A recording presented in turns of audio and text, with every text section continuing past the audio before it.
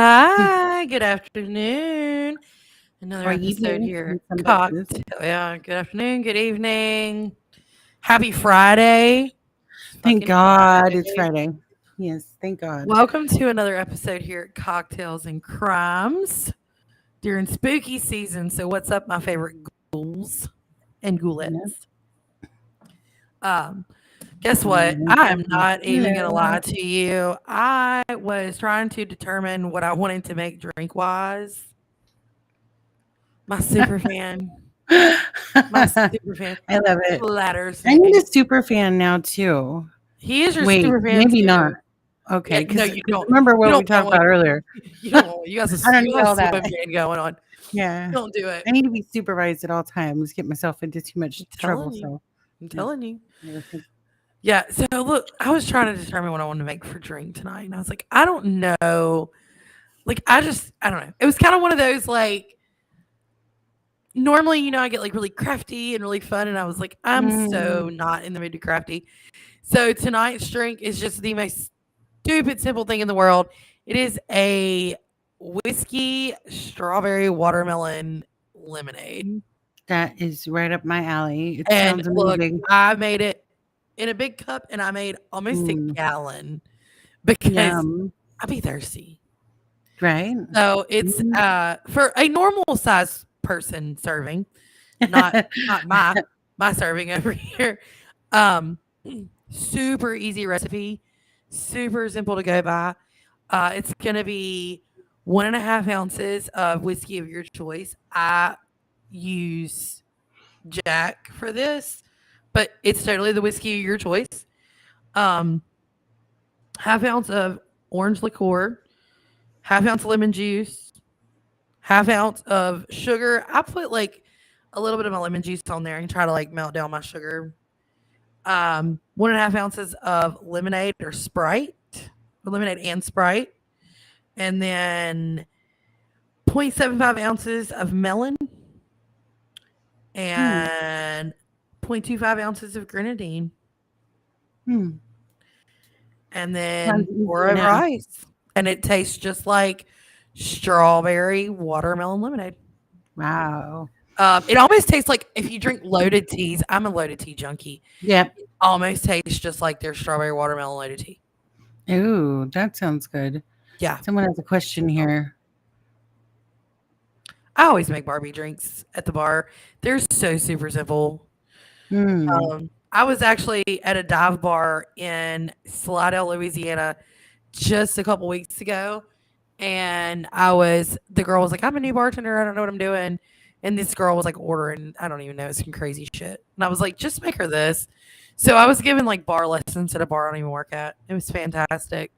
That's funny. So here we are. I'm still a bartender Yep. at heart, even Well, of after all these years. course. Yeah. I'll always be a bartender at Yeah. heart, even like doing this or anything else.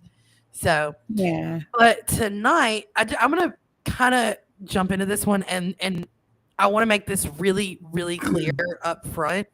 So normally we do not put as much fluff, I guess, into a case. We don't put as many details.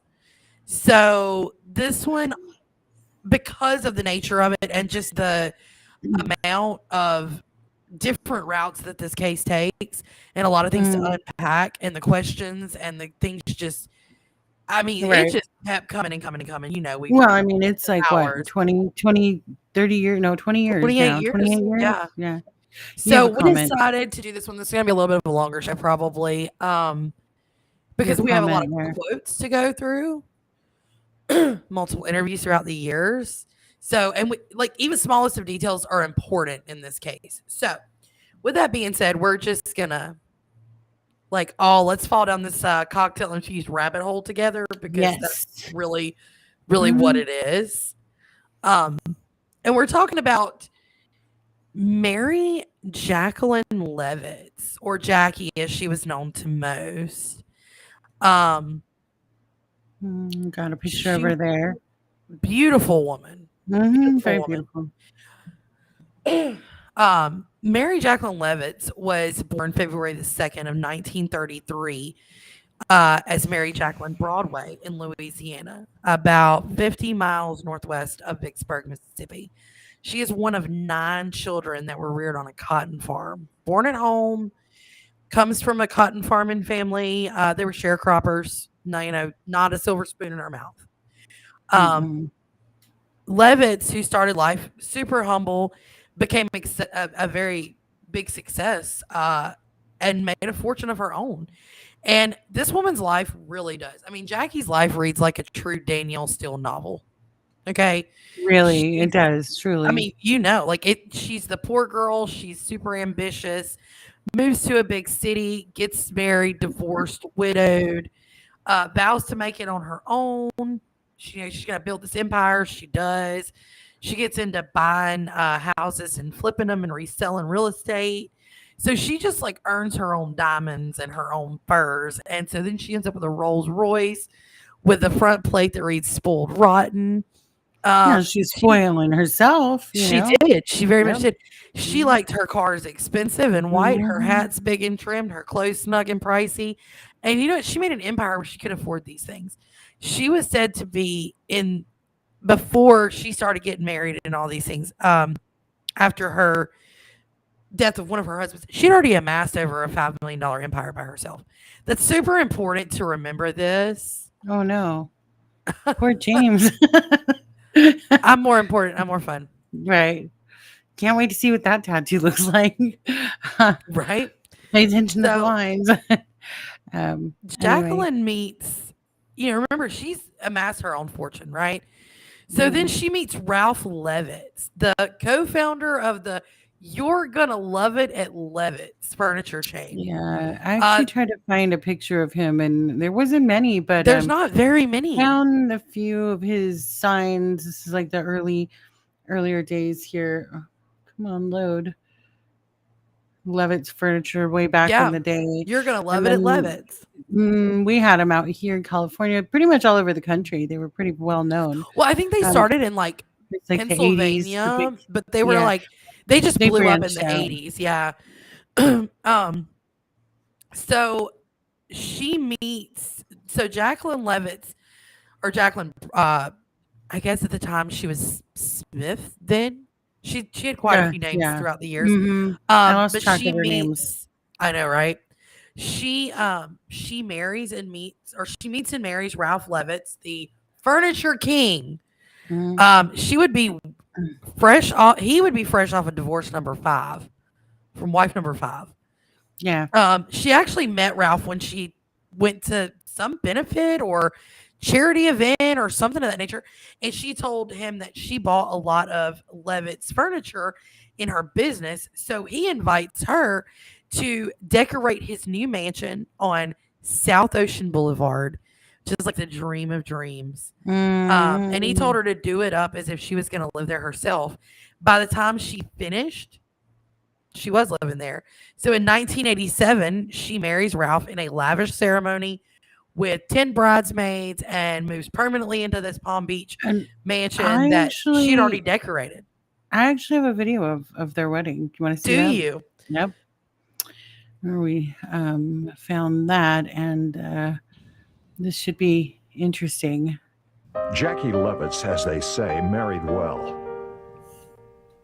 Levitz was a long way from her roots in rural Louisiana. Oh, She'd made yeah. her own fortune in the stock market Mhm. before she became the wife of the much older furniture store magnate, Ralph Levitz. Her gowns and her jewelry and everything was so elaborate, sometimes they would have a bodyguard go with them. It was a life of glitz and glamour in Palm Beach, Florida.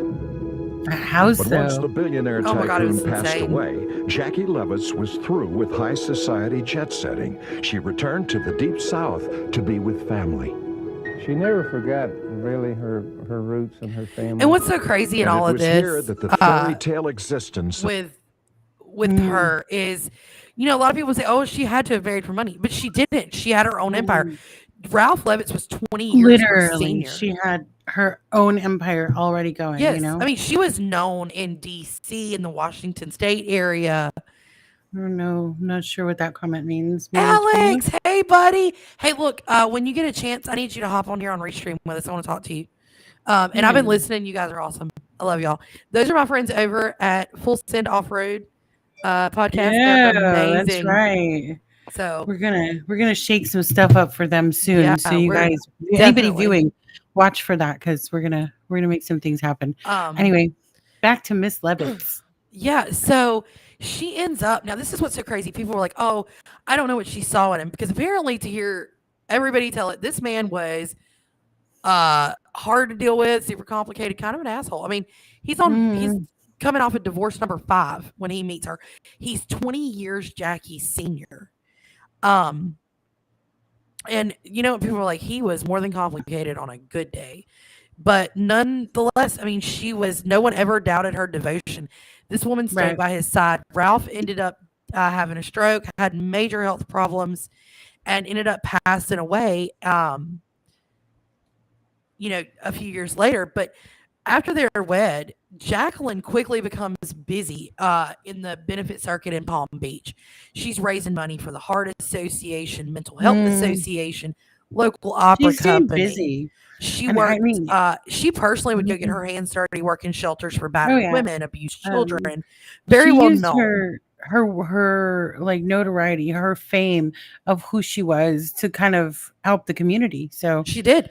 She was very much. I mean, very involved, not only in just like what you would call like high society charities, but I mean, she would get out and get her hands dirty. She would go on her own construction sites when she would be flipping a house. And, when she would go to these charity events, she would go into orphanages. There's something from a charity event. And that Bob Mackie gown is stunning. Right. By the way. And she was just stunning overall. One of those people that you wonder why there aren't more of them on the earth. Why isn't there an army of her? Just self-made, independent, amazing, always willing to jump in and help, different things. So, she was just the way that people spoke of Jackie. And actually, so one of her friends, who is a Palm Beach jeweler, Adele Kahn, is quoted as saying, she may not have been Blue Blood Society, but she was certainly Cafe Society. Her style tended to be rather flashy, lots of gold, cleavage, jewelry. Everything in her house was always in perfect order. She was far from like that genteel old money crowd that you would see. Jackie was very edgy. Yeah, nothing wrong with that though. Still like holding her identity even into her marriage with Ralph Levitz. But Jackie ends up becoming what is known as the glamorous widow of 82-year-old Ralph Levitz when he passes away in March of 1995, leaving her to inherit over $15 million in his estate. So she gets his whole estate. Remember, he's been married 5 times. He has kids and grandkids and all this, and he leaves everything to Jackie. She was dedicated to this man. She was actually drove herself to exhaustion and was hospitalized, just taking care of him from exhaustion. She would pass out and collapse from not eating, not sleeping, staying by his side after he had multiple strokes. When ribbon cutting from one of the Levitz stores. Yes. But you know what though? Of course, there's always something. Ralph wasn't Jackie's first husband, and it wasn't the first husband that she buried. So in 1969, 18 years before she married the furniture king Ralph Levitz, she was living in Waldorf, Maryland, and she was married to Banks Smitty Smith, who passed away at the age of 46 from a heart attack. Now, he owned a few steakhouses called Smitty's. Now, Jackie met him after she had taken a job as a hostess at one of his steakhouses. But you know what? That wasn't the only 2 marriages under Miss Levitt's belt, though. She told everyone that she was married twice and widowed twice and had no intentions and was certainly never intending to get married again. What most people didn't know, though, Jackie was actually married before Smith, a marriage she didn't claim publicly, she never spoke of, to a man named Walter Bolton Jr. Bolton was 14 years her senior. He met Jackie in Beaumont, Texas, where she moved from Louisiana after high school to live with her older sister while she went to a business college out there for secretarial work. The Boltons end up moving back to Alexandria, Louisiana in 1956, where Walter was president and treasurer of a dehumidifier manufacturing firm. That's a mouthful. Yeah. They ended up having a son, Walter Bolton III, who was born in 1959. The Boltons divorced in 1962. Now, Walter Bolton has gone on to state, we split up for a very simple reason. I had a business reversal. I went broke. She found another guy. He had money. Smith had his restaurant in Waldorf with slot machines, and she liked him better. So they're Wow. divorced. He's just blunt about but it. I have to say though, like, what a dirty comment. I mean, she had her own money, so why would you say something like that? That's bizarre. Exactly. So, like, he painted her out to be, but now the divorce between Walter and Jackie was completely amicable. She retained sole custody of their son. And according to her family, Jackie was the sole supporter with no help from Walter. There was no help from him. He didn't financially support or provide anything. Right. So Levitz becomes known, she's this 61-year-old, blonde-haired, curly-haired woman just tooling around in her cream-colored Jaguar convertible, dishing out the inside story on Burt Reynolds and Lonnie Anderson wearing fur stoles and diamonds in the small town of Vicksburg, Mississippi, where she decides to move after her third and final husband's death. So Ralph Levitz passed away, and after watching him struggle with his health and spending all these years by her ailing husband and taking care of him, she starts to tell friends and siblings that she really wants to move closer to her family. She said in the last years of nursing Ralph, it really made her see and realize that, being around people who really loved and cared for you was way more important than the money. So basically, even though Jackie had amassed this empire, she says, money's not the most important thing. I want to be with my family. I want to be close to people that I love. So basically, to her, the Palm Beach social circle where she had become this matriarch, she's just done with it. It has no appeal to her anymore. So she returned to Palm Beach long enough for Ralph's funeral. She changed her unlisted phone number to avoid all the charity appeals to another unlisted number. She puts their seaside mansion on Ocean Avenue, puts it up on the market. She's done. She wants, she's going to keep their condo just in case she decides that she would like to come back and visit friends that she has there. But as far as living there, she's done. She moves the items that she wanted to keep from their seaside mansion into her condo. So you have to remember, this couldn't be very many items. No. Basically sells everything. She says, I'm done with this crazy way of living. It's just too much. I don't want to do this anymore. And she left Palm Beach with a few of her designer items and decided she's going to start anew. So she decides out of nowhere she's going to settle in Vicksburg, Mississippi. 20 minutes from her sister Tiki Shivers, about an hour from Jerry and her brothers Joe and Sonny. And she looked at pretty much every house on the market in Vicksburg, including one of the most pretentious rebuilt Annabella mansions in the city. And she ended up settling after all this.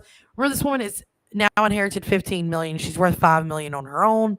So she's like $20 million. She settles on a brick house with a view. That's all she cared about was her view. Right. And so this house is located at 15 Riverwood Circle. So the sellers are John and Betty Moody. And they said that she came in to look at the home and she just fell in love with this 2,900 square foot ranch style home, paid cash, $250,000, and took the title to the house, which would be her 28th home. So remember, once again, she's amassed her empire. She has bought in the 90s. This woman has bought 28 homes and sold them. She's not shabby. Yeah. No, not at all. But she takes possession of the title of this house October the 13th of 1995. She had, in the words of her sister, she had big plans, leopard print, and prayers. Like, this woman was, apparently even with the money and, having family that didn't have the amount of money, she didn't look down on anybody. She didn't act better than anybody. So No, Jackie, and I mean, in the video we just played, you saw her kind of like, sashaying around the house. She just seems silly and fun and not somebody that would look down her nose. So just, exactly. not And anybody that someone would want to harm, no, and that's the thing. So she moves into her Riverwood Circle home, little small cluster of homes on the bluff, beautiful view of the river, and a Waffle House sign. But she could see the river. She said she could see the train trestles on the bridge, and she could see the river, and that's all she cared about. She wanted to watch the riverboats come down and go up, and that's all she wanted to. It's how she wanted to spend her life. So she decides that she's going to renovate this whole house. She's going to take it from 2,900 square feet to 7,000 square feet. Wow. But now she moves into this house with nothing but a new bed, a table and a chair that she borrowed from her sister Tiki, a closet full of clothes and furs, a small empty refrigerator, but a well-stocked liquor cabinet. I feel like we'd have That's been my friends. kind of lady right there. Would have been friends, definitely. Right, exactly. Would have been good friends. Her sister Tiki says that Jackie told her, "I'm just camping out, and I love it." So she really embraced the simplicity of this move and the no fast living. Right. And so she tells Betty Moody, the woman that she bought the house from, she plans to gut the entire house, and anything that they actually still wanted out of the house, they could just have. Come and get it. They could have it. And Betty says in her interviews, they became friends, like very quickly became friends. They spoke every day. Wow. Moody told Jackie about there was a hidden safe in the house. Well, as they're gutting it, it's not hidden anymore. So she tells her, hey, there's a safe in the house, and warned her about the searchlights from the riverboats coming down that would scare you if you didn't know they were there because they would shine in your window. They made conversation as friends with. Wasn't forced. It wasn't like just a really good bond. No, I mean they became friends very quickly. And so in all of that, Levitz would go share her National Enquirer magazines and dish gossip on celebrities that she had met and wined and dined with. And she used to call Burt Reynolds high class redneck trash.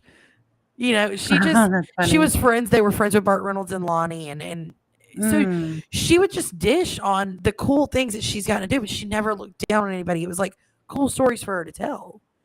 And Betty stated that Jackie told her, you know what, I was just really tired of Palm Beach, where we had to, wear these designer dresses all the time and jewelry nonstop. And, if you don't have 30 formals in your closet, then you're nothing. You're nobody. And Betty went on to say that Jackie was adapting to this new lifestyle. She wore leggings and oversized sweaters and ankle boots, and her hair is always pushed back in a headband. And she told describing my everyday outfit. No, I was going to say it's literally what I do every day. But apparently, she told Moody she felt like she was hiding out in a small town.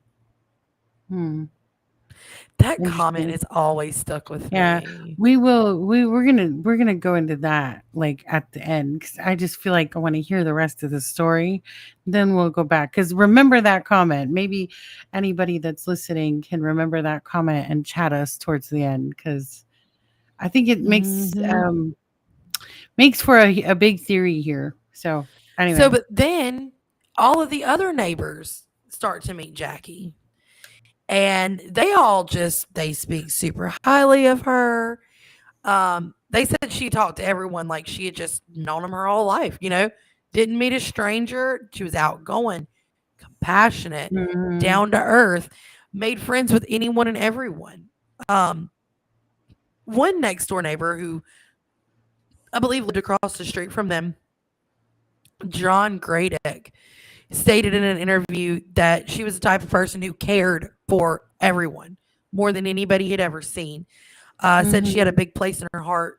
She expressed and shared that, she was very close to the cause for battered women and abused children. And she was actually super supportive of these institutions in Florida. And she was interested in actually getting into that and doing the same thing here, possibly opening a shelter. Well, that would be awesome. She had different things. I mean, she had plans. These are things that she really wanted to do. So despite the amassed amount of wealth that Gradick knew that she had, he said that she was just blending into the neighborhood. Him and his wife actually took her a bouquet of flowers when they moved in to welcome her to the neighborhood. And she acted like she invited him inside. Come in, let's have a glass of wine, and they just lifelong friends. Like, wow, they'd been friends forever. And as a couple of days of living there or whatever, Mary Gradick invites her to a Mary Kay makeup party. Now, I don't know if a lot of people know who Mary Kay is. If you don't, I do. You're probably too young to be here. But let me exactly. This woman is high society. She's wearing fucking Chanel and Bob Mackie. Yeah. This woman's not buying Mary Kay and Avon. Okay. No. But she gets invited to a Mary Kay party by the neighbor. And so she goes. And Mary Gradick said she came in and threw that mink stole over the back of my chair like it was a $3 sweater. She bought $120 in products at the party, cleansers, perfumes, creams. Said she liked to have a different perfume for every day of the week. God, I wish. Now, her friends from Florida were like, Jackie would have never worn Mary Kay or used it. But she would be the type to purchase them to help someone out. And her friend also, Doris Shell, said she just wanted to be helpful. And if they'd have been a Tupperware party, she would have been there too and bought bowls that she would have never used. That's just who she was. So that tells you, she was like, yeah, I'll come to your Mary Kay party. I don't know any of these people, but why not? Let me throw on my leggings and my mink stole. Right. But Levitz told everyone, even at the party, that she'd planned to double the size of her home to around 7,000 square feet. She wanted to have room for all of her family and friends in hope that, as they aged, they would live with her, or, she wanted to be comfortable, and she wanted to have these big Thanksgivings and Christmases and just huge family events. She's very, very family oriented. That is the main thing to remember. She told everybody it was going to have these big leather recliners where her two brother-in-laws could watch TV. She was going to turn John Moody's shop into a master suite for herself with a separate kitchen. She wanted leopard print wallpaper and had already ordered leopard print sinks. Oh my God, we would have been best friends. She was setting aside 2 bedrooms. Look, girl, I don't want her decorating my house. My house, when we moved in, I peeled a piece of. There was snakeskin print wallpaper. Okay, that's a little orange and blue. Yeah, no. My house was built in the 70s, man. They were fucking wild back then. Yep. But she said that she was gonna have. She was setting a couple of rooms aside to have child-sized custom-built furniture. The girls' rooms were going to have these canopy beds, and the boys were going to have like a full sports theme. But the kids were getting their own separate living room. Her nieces and nephews were going to live in the life of luxury with her. They were going to have their own separate living room decked out with child-sized couches, recliners, love seats, television. I kind of don't blame her. I wouldn't want to share the living room. Right, me too. But I don't like to share the living room with my own kids. Let them have their own living room. Right, if I can afford it. Fuck yeah. Yeah, it makes sense. So then she's got contractors. They're digging a kidney-shaped pool that's going to have a jacuzzi and waterfalls. The bottom is going to be covered in glow-in-dark paint. And you are literally going to be able to see this from like the Mississippi River Bridge. So like she was ostentatious but funny about it. Like she's gonna have this obnoxiously like painted pool, but it's gonna be fun, So, but she only interviewed because she believed in keeping her money local. So she only interviewed local contractors to take on this ginormous. Remember, she paid $250,000 for this house. Mm-hmm. These renovations are costing about $600,000. Oh wow, yeah. So And she's only meeting with these local small contractors. Now you would think this is a woman who's like, I know everybody in all these social circles. I'm gonna call blah blah blah blah blah. No, she says, I want to keep the money here. I want to help the local people out. and And that 600,000 is a big project. They it's need this. another one of those like we're talking about. They're just who she is, her character overall, Yes. such an amazing person to try and keep the money in the local area, and really just assist her new community. So Yeah, everything that she purchased for the remodel, she purchased from the local supply and hardware stores. She did not order import. I mean, she Yeah, I bought read that. everything right everything there. was local. Yeah. Everything was local. Mhm. But she did tell these contractors up front, like, don't try to screw me around. I will ruin you in a heartbeat, and I can. Mhm. So she didn't pull any punches. But now the thing was that she really just wanted things done right. And she wanted them dedicated to her project and nothing else. I mean, she really wanted these people to Right. put forth the $600,000 of my money. You better put forth your best fucking foot. Mhm. But now she ended up settling on a really young, small, up and coming Mhm. construction yeah. firm called Built Right. They're still in business to this day, actually. Mhm. But the joke was that they started their morning at 7:30 a.m. every single day with a prayer. And it was a prayer circle with all the construction guys. Dear Lord, let it not rain so we can get a lot of work done for Miss Jackie. Now, apparently, Yeah, this it's was true. actually a joke because Jackie Levitz, apparently, from what the construction workers have said, pampered these construction workers Right. and the workmen that she hired.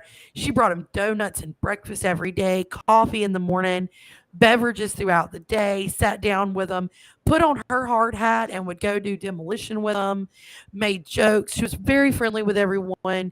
She wasn't like, oh, I'm your boss. She was very much like, you know what, you're going to be working in my home. Let's be friends.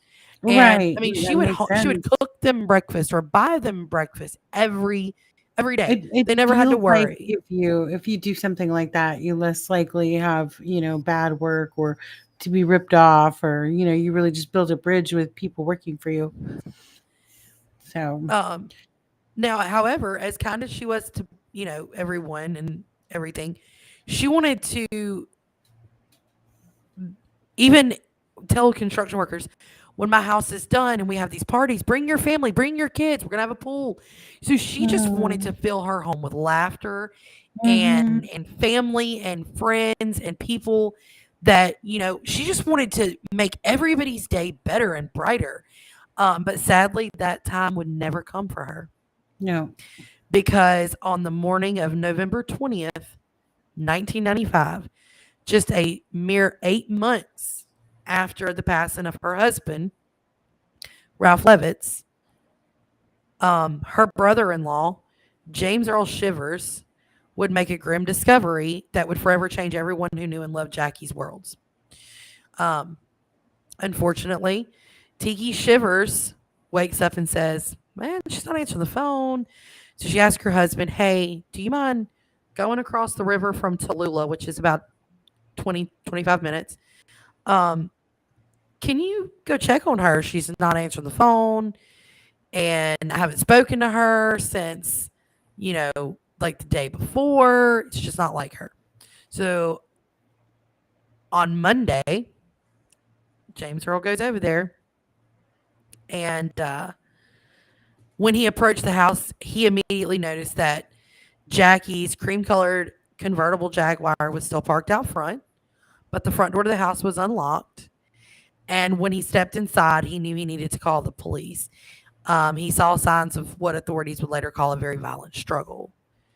Martin Pace, who was actually an investigator on the case, who would later become the sheriff of Warren County and still hold that title to this day, actually was kind enough to speak with us or speak with me a little bit.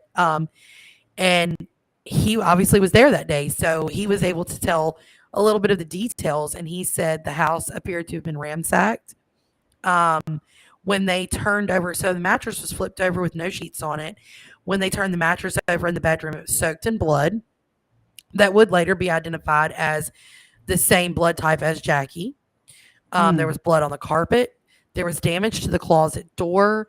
And there were bright red false fingernails broken, like, and lying around, indicating that indeed there was certainly a struggle. And he still to this day says, I will not give out many specifics about the missing heiress, because even 28 years later, this is an open case for him, not a cold case. Right. So let's back up for a minute, kind of clarify for the viewers.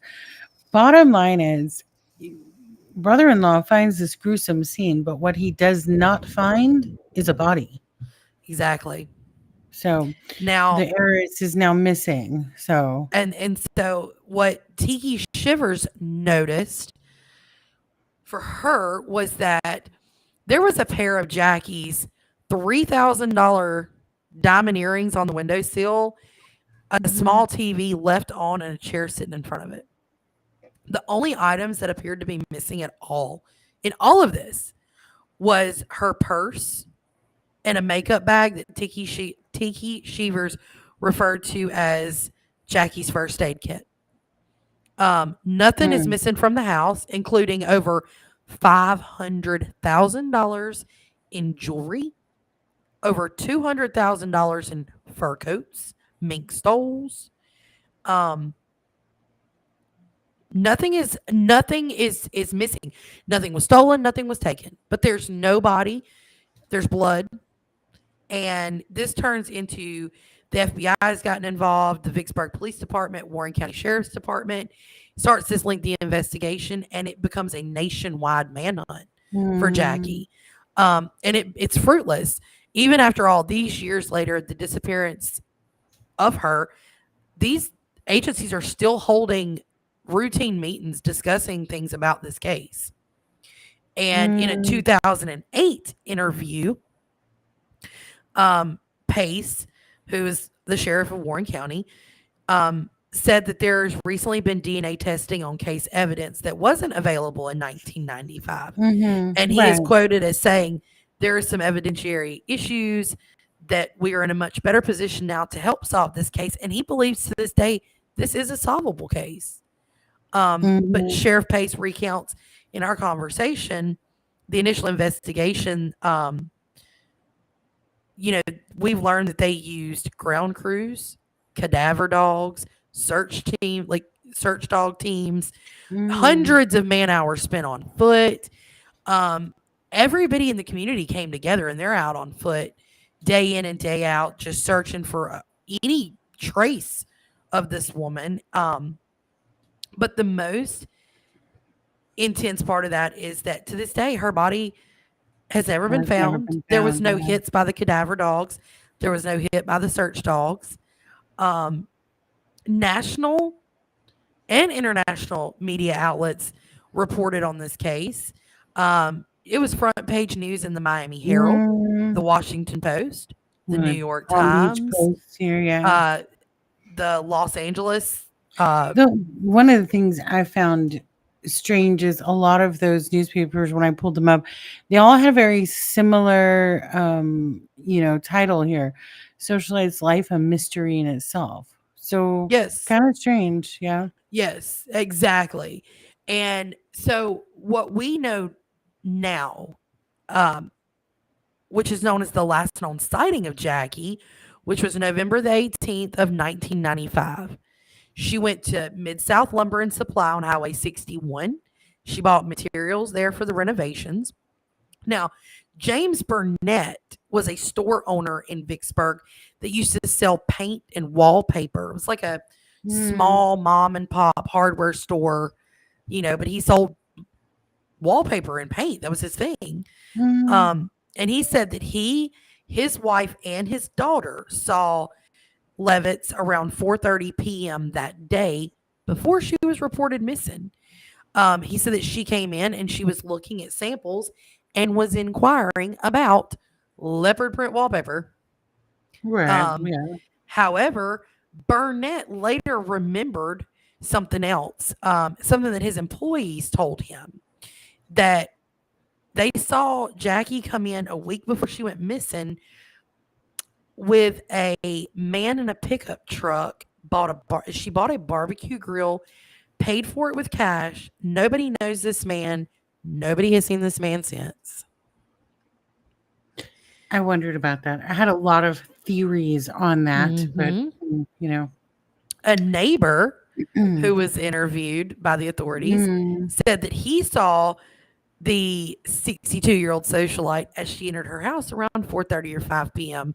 on November 18th while he was outside. I don't know what he was doing, but he was outside. He saw her. He waved at her. And friends and people that were getting to know Jackie said that except for like a weekend, adventure with her sisters to the casinos for like dinner and gambling, she rarely left home. She would tell them, this is a hands-on operation in my house. I put my hard hat on. I get my hands dirty. Just like the crew, I don't have time to go out and do all these things during the day. So she really just stayed home and she worked on her house. That's what she did. Nothing wrong with that. Now, as the investigation goes on, the police question about 25 subcontractors who were working on her house. And it was discovered later on that Jackie had fired a couple of workmen, but she had no enemies even after that. They spoke very highly of her and were like, we screwed up. She let us go. Like, they had nothing negative. They were not hostile. They didn't exert any hostility about being let go from a project.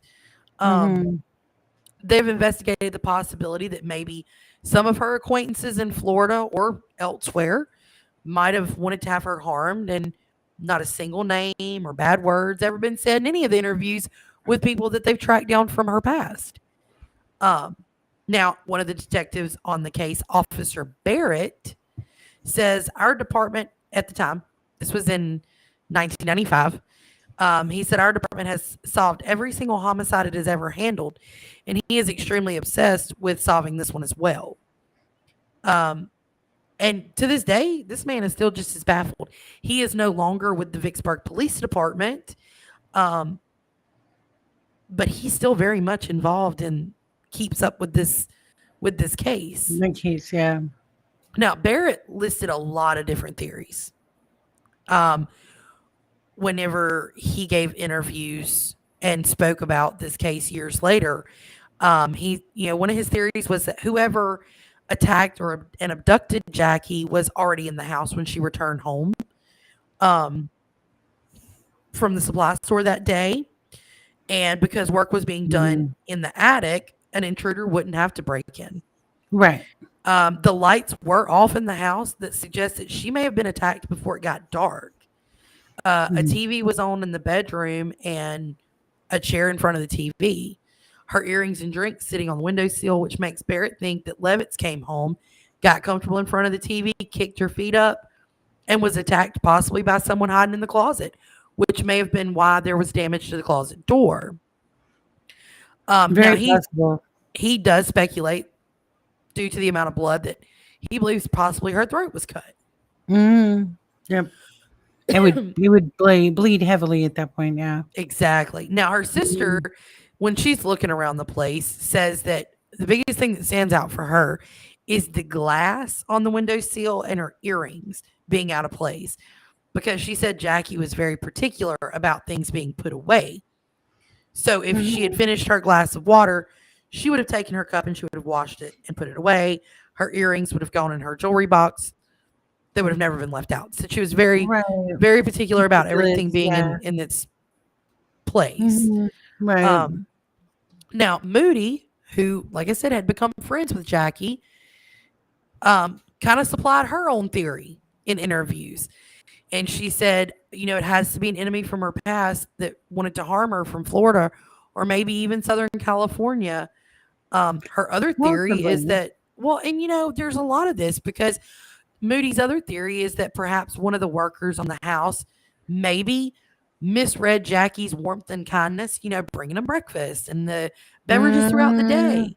Maybe he misread that as a sign, came into the house, forced himself upon her, and realized, what he had done and killed her and disposed of the body. Very possible. Yep. Um, I don't know. I feel like it was someone that was angry. They were angered at her, nothing to do with like her past, maybe, but well, and I don't early know. on, so even early on in the investigation, authorities actually picked up 2 drifters who had worked for a little while at the Levitz home. Mm, One of them has a burglary conviction on his record. mm, However, they were released 24 hours after due to lack of evidence. Barrett says that they were re-questioned and it turned up nothing. And then as time goes on, a psychic calls in very early on in the investigation and reports a mm. vision of Levitt's body in a barn filled with tireless tractors near a Louisiana roadside. You know how many barns there are in North Louisiana? Right, right. But authorities did manage. They went and checked multiple barns and they checked it out, and it obviously produced nothing. No signs of Jackie. No hits from the dogs. Nothing. Then a local citizen calls in and says, "Hey, can I help? I know the river. I know this area really well. Let me scour the riverbanks. Um, let Mm, me see if maybe I can be of assistance of some kind. Like right. I possibly. get it. I mean, Yeah. at this point, so Somebody just helping out because they know the area very well, yeah, and so like they're like, Possibly. hey, maybe we can come up with something. Barrett's Mhm. like, you know what? I accepted the offer because at this point we feel helpless and Right. turning down an offer is just not an option. So Mhm. then, you know, it goes on. Obviously, nothing turns up. This civilian spends weeks scouring up and down the riverbank. Mm, Nothing. Barrett's like, I've worked a lot of cases, and every one of them, if they murdered somebody, robbed, raped, or killed them, you still got a body. Because right. if they don't leave a body and they dump it, they end up confessing and leading you to it or telling you where it You is. eventually find a body, there's something. But this Nothing. one, it's like she just disappeared. Now, a neighbor's son who was visiting from out of state reported that he was outside walking the dog, smoking a cigarette the night that Jaqueline disappeared, and that he heard a vehicle start behind the high wall of her home. He couldn't identify the vehicle, but he said this was between 10 and 11 p.m. on the night of the 18th. Hmm. Yeah. So, from the beginning of all of this, theories have been all over the place. And I promise you, even here at Cocktails and Crime, we have theories for days, questions Hmm. for days. Oh yeah. Yep.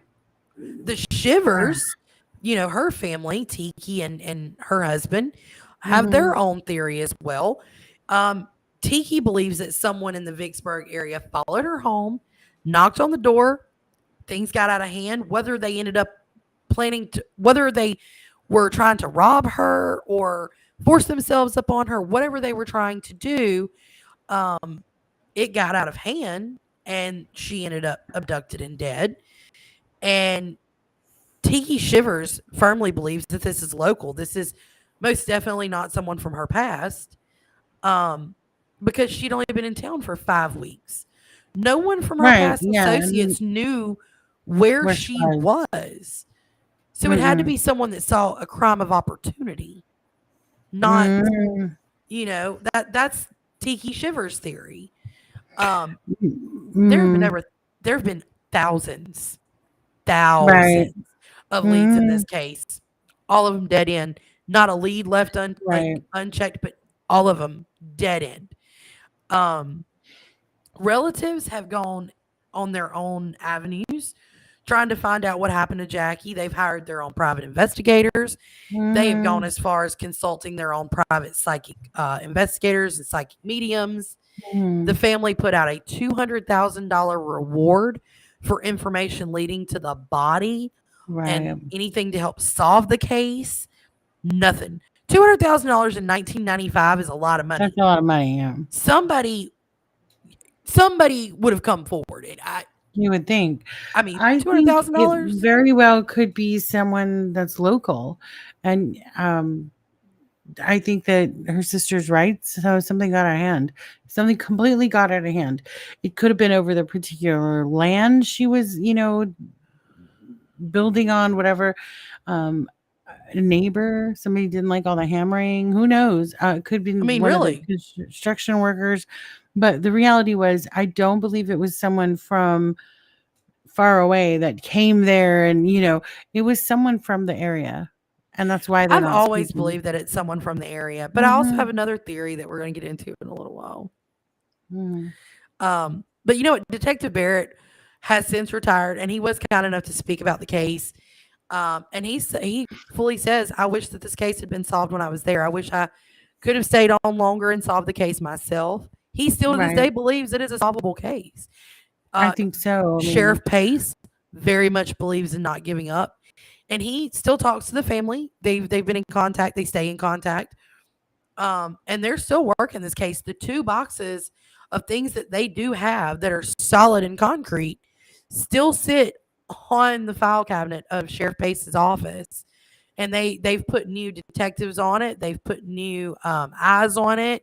In 2000, and I think it was 2010, they reopened again and was like a whole new set of officers from the Sheriff's Department, Police Department, FBI.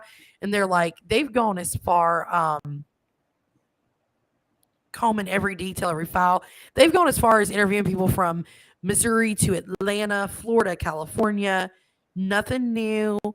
Evidence has been sent to several crime labs to be tested and retested. That includes the DNA evidence.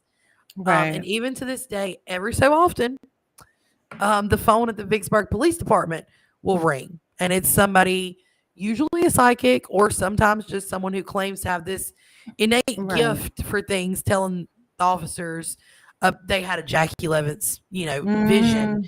Right.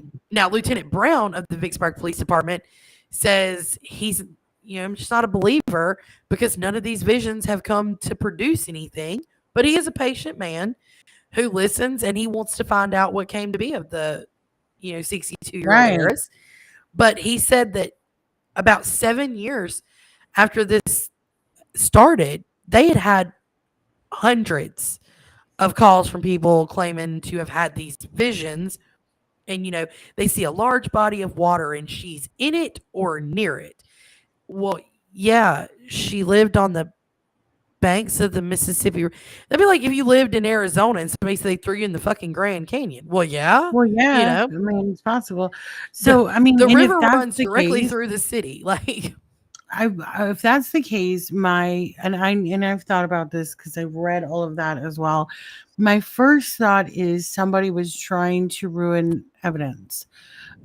If she's in the water, they were trying to dispose of or cover evidence, most likely due to a rape, is what I'm thinking. Because they left her blood, they left the whole mess. Yeah, they didn't care about clean up anything, and they didn't. But they needed to get rid of that body, and for what reason? Probably due to rape, because it's direct DNA, and so it very well could have been a worker. It could have been anybody in that local area. She was a beautiful woman, very flashy, always had cleavage, cute outfits. Not that is a reason to rape someone, of course, but to a predator that might catch their attention. Well, and the thing is, they're like Lieutenant Brown says, saying that the river, this is a river that's over a mile wide. Okay. And saying that this played a part in her disappearance says nothing, though. It gets no one. No, it gets you closer. The river is too deep for them to dredge, and a body would most definitely float up. But the chances of a body actually making it to the Gulf is probably only about 10 to 20%. Yeah, pretty because slim. It's a hike to the Gulf. So this body would have washed up on the shore somewhere. Right. It would have floated up. Somebody would have seen it. There are constantly, and I know this for a fact. I know how many boats go through there every single day. Now, this is really fucking wild. This shit gets crazy. So, Barbara Norcross, who is a Florida psychic, who said, Mhm. she counted Jackie as not only a client but a friend, and says that she has a vision that it was two killers. And I had that impression as well for some reason. I don't remember why. When I first started reading on this, I had this thought there were two people, but well, one to I don't subdue know. her and hold her down. I Mhm. mean, it would make sense. But now she tells the tabloid, the National Enquirer, the men raped and killed Levitz at the direction of a former business associate. And she actually went as far to provide a sketch of one of the killers. Mm. And she said that the body was dumped in the river. Now, I couldn't find that sketch. I looked. Mm, yeah, I never saw I anything like couldn't that. find it. And you know what? I may have looked over it because this was a really crazy. We spent, I don't even want to know how many hours we have in this. But Right. later on, in this crazy, bizarre twist, Norcross filed a federal suit that suggested the Levitz family was actually involved in Jackie's death. Now, she would later state that and maintain that her attorney just concocted this crazy set of allegations and Mhm. in the suit, which of course later was thrown out for being completely fucking baseless. But this woman, if your attorney concocted it, why the fuck did you go to court? Which she did, by Right? the way. Yeah, that's So kind of you don't, yeah. you lose a lot of credit and merit points with me, on that. I'm not. It just doesn't make any fucking sense. Mhm. Now, other people who were close to Levitz from other areas from her past, have come up with their own theories just as well as we have. Moody swears to this day that whatever happened to Jackie was something from her past. Now, here's the thing for me, who would have gained from her disappearance? Guess what? No one. No one would have Well, gained from there's some this. people that believed they would. Just saying. I don't know if you caught my note earlier today, but there was a family of several family members that actually believed that they would benefit. That was the Broadways. She Yes. had Which, by the the way, one is her actual maiden family, name, yeah. which is Um, really crazy. right, but they actually took her to court. There's court Yeah. documents. They didn't take her to court. She was gone. They took her estate to court Yes. because Which is so when now and she's only in Vicksburg for 5 weeks. She hasn't even transferred her stuff over and technically become a legal resident of the state mm, of Mississippi. So at the time of her disappearance, she is still technically a resident of the state of Florida. Now in Florida, you have to be missing for 5 years before your family or whoever can petition the state to declare mhm, you deceased so that they have access to your estate. right. Now, 5 years after her disappearance, Florida declares her deceased and they dispersed her estate of only about $5 to $6 million. Which is odd. But That again, math doesn't math for me. I wonder if she had some debt in there. I I'm sure that there was I wasn't some. able to determine the Broadway situation, how it ended, but I want to just give you a The quick piece of that. courts, the courts upheld. I know So that they they got upheld. so the state got back the house, right? So let's give a quick little rundown of that. Basically, Jackie lent some family members in her family $70,000. Just here you go. You want to buy this It was house? her. I think it was her brothers. I think so. And they did a promissory note. They executed a promissory note. And in the promissory note, it stated you would pay me back on that loan every month, no interest, blah, blah, blah, until it's paid off. I still own this house. If you default, I own this house. But it was basically a way for them to own a home. So a couple weeks after she died, they had never, or she disappeared. We don't even know if she died or what's happened. But bottom line is, they never paid a dime to her ever. No. So when the state came around, the estate, said, hey, we need to dispose of this asset as well. And they said, no, it's ours. They even went on to tell a judge that, before she disappeared, she told us we could just forget about the loan and it's all ours. Yeah, just so. And Yeah. you know what? Judging by the way that she was, I wouldn't say that was out of the realm Not of really. possibilities. But for them to get so Possibly. nasty to go through the Court of Appeals, 3 times? Yep, 3 times, and they never won, to my knowledge. I never No, saw they the never. final outcome, but The it final didn't look. outcome that I found was basically they were like, "Nah, you signed this note." Yeah, I Sorry was about your just luck. reviewing the court transcripts, and I just, was seeing that Yeah. they just kept going round and round. They wanted that, and to my knowledge, what the description of it was like a little cabin on some land. It wasn't even No, it was like anything hunting land. They were gonna fancier. they were gonna have like hunting leases. Yeah, it just And wasn't anything no, spectacular like to it like wasn't fight worth. I'm over. sorry, it wasn't worth them like acting like a bunch of shitheads over. Yeah. And what's so crazy is Florida. Now this enraged the family. Florida made her sister Tiki and her son Walter the executors of her will. Now, according to the relatives, her son was in bad health when he inherited his $4 million or so. And he was physically thousands of miles away when she went missing. So they actually looked at him. There was like, the family was like, oh, what if her son did it? He was thousands of fucking miles away. Yeah, no, his alibi was tight. And so. he had actually asked his mother for like $3,500 a week or so before she went missing to buy a boat, which she sent him. She apparently never told him no. He was very appreciative towards her, but in that sense, she was very much like, oh, no motive. Yeah. You want $5,000 to piss away? Here you go. Yeah, he definitely didn't have motive at all. No motive to our murder. And from the whole, everybody loved her. She lit up a room. Let me tell you something. Anybody that describes me and says I light up a room, just know they killed me. Because everybody that lights up rooms dies. Right. She was loved by everybody. Again, no, I 100% believe there was rape involved, because the reason is, if you killed someone clear and free, you killed them and you run away from the house, you have no witnesses, you leave the body there. Except when there's something that can trace you back. So either that person, well, I can't even say blood, because if that person got cut, there was blood there. Yes. Nevertheless, the mattress was turned over. Remember, they found underneath the mattress. No sheets. No sheets. Yeah. To me, it indicates rape. I think they wrapped her in a sheet and they took her. Well, yeah, but I think they raped her, beat her. Oh, absolutely. Her.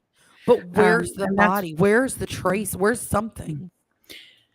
That I believe firmly it's in the Mississippi River. However, there's no, like the one officer said, there's no way to get us closer to finding that as the answer. And we can't prove it as the answer. Whenever they're talking about, well, no one would want to hurt her. Well, clearly, judging by the blood in the scene, somebody fucking hurt her. But you know what? Mary Jaqueline Levitz case is still open to this day and active, and she would now be 90 years old. So her sister Tiki says, I've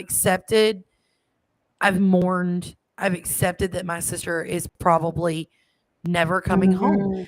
And that is a horrible thing to think. Really. And even in the latest interviews with Tiki Shivers, she's like, in our minds, she's still alive in our conversations. But they've accepted that Jackie's never coming back. You don't have a choice. Yeah, you just don't have a choice. Detectives and local police still very much keep things very close, not disclose too many details. Now, Lieutenant Brown of the Vicksburg Police Department said that these days he hopes that when he gets a call about the Levitz case, that it's actually from a lab tech and not another psychic with a vision, involving water. I bet. Right. But you know what? I had a theory. Okay. And I know this one may seem a little insane, but the estate, let's talk about the fact this woman, obviously, she probably did have some debt. I'm not going to say that she did. Everybody that has money like that has a pretty immense amount of debt. But she inherited millions from her first husband who died. She inherited 15 to 20 million from Ralph's estate. She was already worth 5 to 7 million herself. Only about $5 million is what's in her estate. Now, there's a lot more to it than that. There could be assets, and depending on what kind of assets, market value may have changed. Well, and the thing is, the home in California sold for about I think it was like 4.3 million. Mm-hmm. The home in Palm Beach sold for a little over 3 million. The condo is the only thing that she kept. It was paid for. Which, by the way, when it sold after the estate was settled, that was, part of what went into the millions. However, here's what I don't. The comment about I feel like I'm hiding out in a small town. Who is to say that Jackie didn't take $10 million of her money, plot and plan this shit, orchestrate it, and this woman lived the rest of her life on a fucking beach somewhere? And early on, you and I tossed that around a lot because it was so fantastical that this crime scene is there and there's literally no body. No hit from cadaver dogs. No hit from search teams. No trail leading out of the house that like a dead body left the house. The cadaver dogs would have sensed it. So nothing. There's nothing. No, nothing. We literally tossed this one around for a couple days because we're like, wait, maybe she just yanked your money and split, Maybe honestly, because we don't know. We don't know Ralph Levitz. We don't know. Did he have some dirty dealings in his back pocket? I'm not saying he did or didn't. Yeah, maybe she was threatened or something and needed to go. You decide on a whim. You use this family excuse and say, hey, I really just want to do all this, and so I buy a $200,000 house when you could buy the most pretentious antebellum mansion in Vicksburg, Mississippi in the 90s, and you buy a $250,000 house. You could have easily planned to say, I have money to burn. I'm going to redo this house. Just kidding. Because for all we know, judging by the way her family acted after, how were they acting before? Because the only family member who has ever given an interview and spoken out and spoken about Jackie and being like, I want to find her, has really been one brother, I believe, was like, yeah, I mean, we'd like to find her. And then the one that's been beating down doors and like, I want to know what happened to my sister, has been Tiki Shivers. Right. And her husband. Yeah. The rest of the family has been like, mum's the fucking word. Mm-hmm.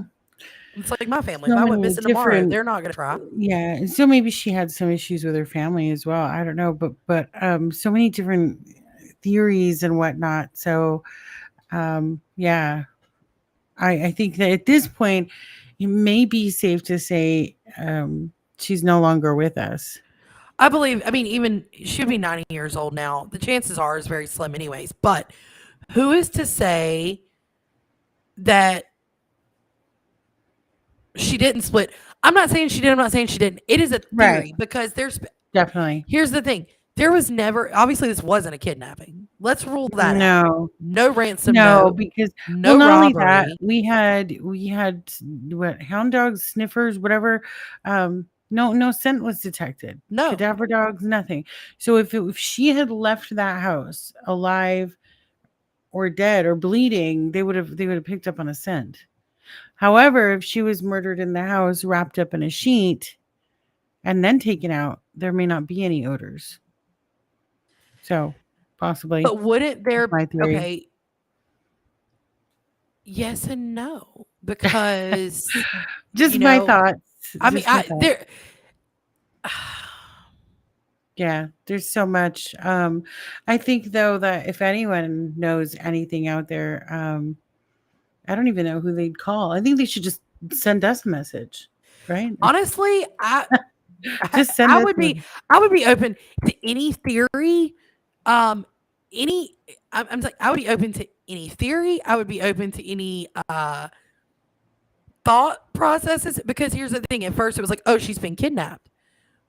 There was no ransom. No one contacted the family and said, if you want to see your loved one alive, give me $10 million. Right. Yeah. No ransom, no nothing. I don't think it was a kidnapping. But yeah, I just really like the theory that she ran off somewhere. I like the theory because I want to live in the fantasy land. That's exactly what happened, and she planned to live her life on the beach. But now, okay, so I wonder. The other part of me is like, the son inherited like $4 million of her estate, so he got the majority. But in the way Ralph's will was written, now here's what's really crazy because I went and did some digging on this. The way that Ralph's estate was written was that upon Jackie's death, his grandkids would inherit all of his money, but they didn't. It all stayed in Jackie's estate. So it was never dispersed out to his grandchildren either. So maybe one of them had something to do with it. You never know. I'm going to be really honest with you. This man's been married 5 times, and if I'm one of his kids or grandkids, and here comes some floozy 20 years younger than my dad or grandpa, and she's living the high life, and I'm over here eating fucking crumbs, I'm going to be a little pissed off if I don't get a piece of the pie. I'm just saying, this man's worth multi-millions of dollars, and so possibly. there's the theory of, did his family have a vendetta? And the fact that I find it so weird, the comment. I go back to the comment of hiding out in a small town. Like that just doesn't, I don't know. It really doesn't set well with me. I don't get it. I don't understand it. Because I would have never made that comment. I would have been like, wow, I'm really enjoying the slow pace of living. Right. But I wouldn't be like, I feel like I'm hiding out in a small town. Lady, people are going to know who you are. You were pretty. You were blonde. Right. You drove a green colored a Jaguar. Like, you stuck out like a sore thumb. She was possibly not necessarily full on hiding out, but like, in a sense, she was hiding out. There may have been something going on. Possibly people were threatening her. She did walk away with a lot of money from someone that left it to possibly should have been dispersed amongst his family as well, but he left it to her. So I would imagine there would be a lot of pissed off people. What we don't know is how much that she actually inherited from Smitty, because she sold all of his steakhouses when he died. She sold their estate that they had. And apparently, he had quite a massive estate that they lived in as well. So we don't know how much money she inherited from the first husband that passed away. We obviously know she didn't get anything from her first husband, Walter Bolton, because he apparently went broke and Jackie didn't like being broke. From the way that he words it. Now, I think that was a very rude and crude thing to say, considering this woman bust her ass and made her own money. But we don't know what his situation was. We don't know if he had children prior or grandchildren that would have wanted a piece of the pie. So there's a lot of things to me that seem a little suspicious. But the fingernails for me, and knowing that now we have DNA. Well, that's because she was fighting. And again, that's I believe that firmly that's why they took the body. She fought back. She fought hard. We have DNA testing now. If you've sent all this evidence for DNA testing, there has to be DNA. If you break your fingernails in a struggle, there's going to be DNA under your nails. I don't know if the family... excuse me. If the family is not willing to like in the story of Billy Scott, you had the family pushing and hey, test this DNA. But in this particular case, no one's pushing for that. No one's fighting. It's just like the local authorities are like, yeah, we're not going to give up. But the family's not like beating down the door. DNA, nobody's pushing hard for that. So it most likely won't go anywhere. I don't know. When I tell you, I am so utterly just at a loss with this one. I genuinely am. I don't the theories, the questions, and honestly the hours that we've spent and the ideas that we've tossed back and forth. What I do know is I commend the police department, the sheriff's department, for still being committed to this case 28 years later. Yep. Because quite frankly, could y'all give some lessons to some of the local ones around here? Right. Just saying. Some of all the other ones out there in the country that don't do their jobs. Exactly. I think that's why, honestly, I believe that's why Sheriff Pace is still the sheriff. And I believe, he's running for reelection this year. And I believe that's probably why he has stayed in. It's because he is very dedicated to the people of Warren County. And he shows Right. that by just the way that he speaks of Jackie and the way that he speaks about believing that this case is solvable. And he is pretty much determined he will solve this case at some point. I mean, he's just, and I think that's very commendable. Yeah. I always believe that every case is solvable. Any case is solvable. It's always solvable. Will you get the results you want? Maybe not, but it's always you have the ability to solve a case. Just takes the right amount of work. I think someone in that town knows something. Perhaps they may 100%. may have passed on since then, or maybe very elderly, but someone knows something. Someone, a relative of the perpetrator, somebody's got to know something. So I believe that 100%. And but I you know what? I do. I believe that they're going to get an answer for this. I believe they're going to figure it out. I just think that when they do, it's going to be not what we expected at all, honestly. I think it's going to be like so insane, and the twist is going to be so wild. This is the roller coaster. My money you're right. My money is on like a disgruntled worker or somebody that took her kindness the wrong way, like you talked about. I think it's I really have this gut feeling that it was somebody who became infatuated with her at the casinos because she was there every weekend. It's a possibility there too. I don't know why, but I know I spend a lot of time. I go to Vicksburg a lot. I go to the casinos over there a lot, and you see the same people every weekend. So it's a given. Maybe she would see somebody regularly. He hit on her a couple times. She's like, "Nope, not interested." Follows her home. That would be the man in the pickup truck that bought the barbecue grill. Well, going back to that real quick, because I need to get off of here soon. But going back to that, I wondered if that was just a neighbor, perhaps somebody that said, "Oh, you want to buy a barbecue? You don't have a truck. Oh, I'll go take you to do it." I mean, and see, but now when that statement come out, when that statement came out, if you were the neighbor that did, wouldn't you be like, "Oh, that was me. That was me." I would. Or maybe she hired someone from a town or two over. It's possible. It's quite possible. There's a list of things. But I don't know who that person was. Do we even know? Nobody recognized this man and has never seen him again. So that's why it made me think that somebody she hired, but perhaps somebody, a grifter coming into the casinos.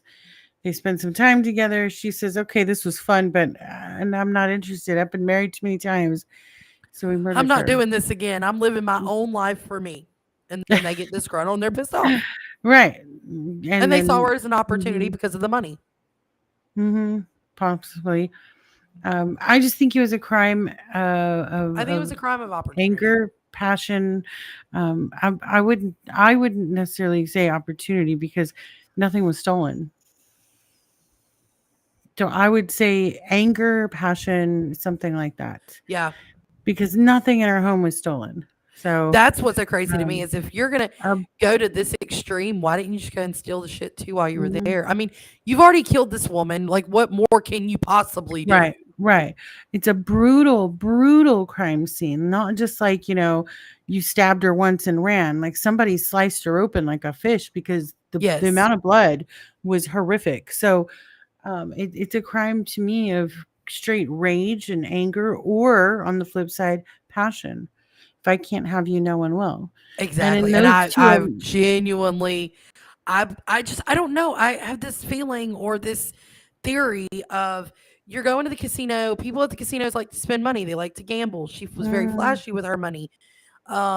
She met somebody at the casino and they wanted a little bit more, and maybe they mistook her friendliness for, misread a signal. And it's a good theory. I think it's the most solid one that I think, only because again, I don't even know how to explain it. I believe in her 100% there was rape involved. I do. I do too. The mattress 100%. being flipped over. I do No believe sheets her, on the her bed. no sheets. Her nails are completely broken off. She fought for a reason, you know. Yes. It wasn't somebody just overpowering her and slitting her throat. It was somebody attacking her and raping her. That's why she fought so I hard. think that somebody knocked on her door and I don't think anybody was waiting in the house. But then there's the other theory. They could have been. I don't think anybody was waiting in her house. I genuinely believe that she came home. Someone followed her, possibly knew her routine or whatever. Once again, if it was somebody from the casino that she'd become friends with, they knew, oh, let's pop in. And I think that they knocked on the door and she's like, oh, and it's so and so. And she lets them in. Opens the door, lets them in and they attack her. Yeah. Yeah. That's what I believe. I think that she knew her attacker. I think so too, because there was no indication of somebody breaking in. So no. So I genuinely do. I believe that she knew her attacker and she let him in, and it became her demise. And I believe that her body did end up in that river. I agree. And for whatever reason, I don't know. I've wondered how many Jane Does have washed up on the river that have never been identified on the banks from Vicksburg on. Might be something we'd have to look into. Yeah. Interesting. So anyway, but you know what, guys? This one's been crazy and it's been wild, but honestly, if you have your own theories, your own questions, your own whatever, at this point we're open to any of them. Because we're at a loss on this one, along with I think everyone else that's ever looked into it. And I think the reason we wanted to do this when we talked about it is there's really not a lot out there about Jackie, which is really sad because you would think that this would be one that would be talked about, and it's not. So, and I like a good missing persons case every now and then with a little twist. So, but now that we have fallen down this cocktail infused rabbit hole, honestly, we're open to comments, suggestions, questions. We kind of have talked about doing like a little Halloween special. So, any questions that you have, you can leave on our YouTube, our Facebook, our Instagram. Or you can email us, cocktailspodcast@gmail.com. And you know what? We will feature, and you can ask us anything. We're going to have just like a little Halloween special, something for fun. And we're probably going to have our little guest back, our Mr. Spectacular. Which would be awesome. He's going to come on, I think, for another case. And if everybody remembers, he's a law enforcement agent. So really get your questions together because that'd be fun to use his knowledge in our true crime journey here. So. Absolutely. But ladies and gentlemen, this will wrap up another episode of Cocktails and Crimes. Thank you so much for tuning in, and we will see you next week, Friday, 7 p.m. Central Standard Time. Thanks, guys. Bye.